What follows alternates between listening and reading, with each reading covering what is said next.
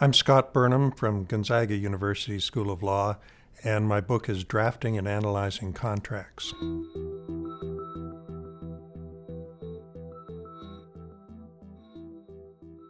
I went into law teaching after 7 years in practice, and I discovered that there was quite a divergence between what goes on in practice and what goes on in teaching.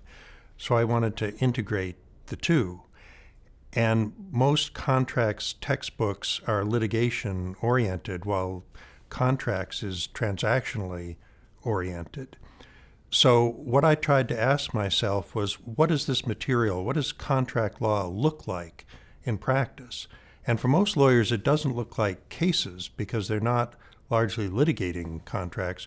What they're doing is drafting contracts. So I wanted to take the material from contracts and put it in a form that would look familiar to what you're going to experience when you find it in practice.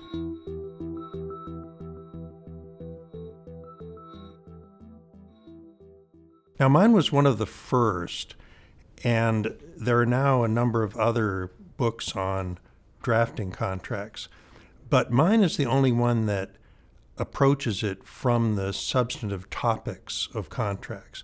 So the first part of my book takes each substantive area of contracts, like offer, acceptance, consideration, and then shows what that looks like when it's applied in drafting.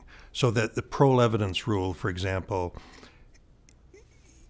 yes, a lawyer may need to know how to make an appellate argument when it comes to the parole evidence rule, but what you really need to know is, what are you going to put in your contract to make it harder for the other party to introduce parole evidence? And then in terms of practicing preventive law, what are you going to ask your client to make sure that everything that should be part of that contract is included in that document? Those are the important things in the parole evidence rule in practice. A lot of professors, when they think of drafting contracts, they think they should start from scratch, that they should tell the students, okay, let's draft a contract and make up everything that's going to go into that contract. But that really isn't very practical, and it's not what happens in the real world. Everyone starts with forms, and when I first started this book, those forms were largely in form files. You actually could buy them at drugstores. Today, of course, they're widely available online, and every law firm has a form file that's now available online. Well, you don't start with a blank page or a blank screen. You start with an initial form. So what you really need to do is read and analyze that form. And the value added by the lawyer is to revise that form so that it's appropriate for the particular client's situation. So that's why the book has more evolved from drafting contracts to analyzing contracts, because the skill is in the revision of the existing form and model and not starting from scratch. Students like the book because it's practical, because it enables them to think about contracts the way lawyers are going to be dealing with contracts. It also gives them another perspective, that the practice of learning contracts through the cases is important, but the more different ways you can approach a subject, the more you're going to appeal to different learning styles. And so when students think about it from this perspective, they're gaining new insights into contract law. I think it's also important that an aspect of contract law that's sometimes forgotten in the classroom is freedom of contract. That if you think about contracts as just a bunch of rules, you're never going to get it. That you have to know the rules, but you also have to know, how can you change the rules? Which rules are you free to change, and how can you change them? Well, that's what you're doing when you're drafting contracts. You're thinking, okay, I've got a particular term in here, how can I adjust this in my client's favor? And will contract law permit me to do that? So students, I think, enjoy that ability to take the contracts concept and be able to work with it and change it and apply it to appeal to what their client's going to need.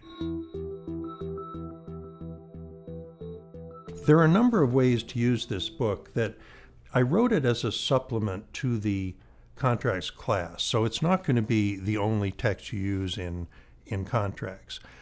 Now, unfortunately, this was a lot easier to do when we generally had 6 credits available for contracts, and now we generally have 5 or 4.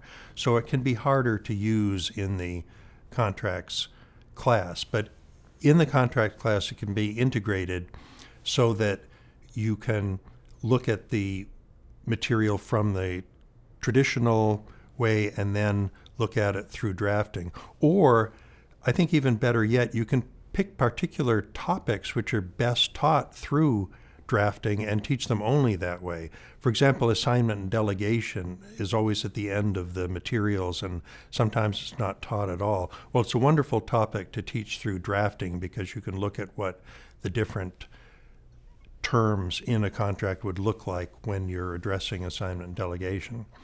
But the book can also be used for an upper division drafting class because the second and third part of the books address how to draft contracts and how to read and analyze contracts. And then when you're doing that, when you're approaching it that way as a drafting class, you can then go back to say, well, if I need to know more about the substantive law of conditions, I can go to the first part and look at the chapter on conditions, and that will show you how the substantive law of conditions is applied through drafting. So it can be used either in the basic contracts class or it can be used in an upper division drafting class equally well. The first edition of Drafting Contracts, as it was then called, came out in 1987, so we're actually coming up on 25 years of this book in various forms. And it's certainly even more appropriate now than it was when it first came out, because I think more teachers are looking at teaching transactionally rather than just in terms of the case method, and they're incorporating skills and values into their teaching that they've been encouraged through the Carnegie Report and the earlier McCrate Report to teach skills, and drafting is certainly a skill. And you get into the ethics component as well, because what this does is introduce lawyers to the process. There are no lawyers in the case books. And when you draft contracts, you have to think about, well, what is the lawyer doing? And as soon as you talk about what is the lawyer doing, you're introducing ethical components as well. So the book is very valuable in teaching the skills that lawyers need to know in the contracts area, and it makes them think about the ethical considerations as well.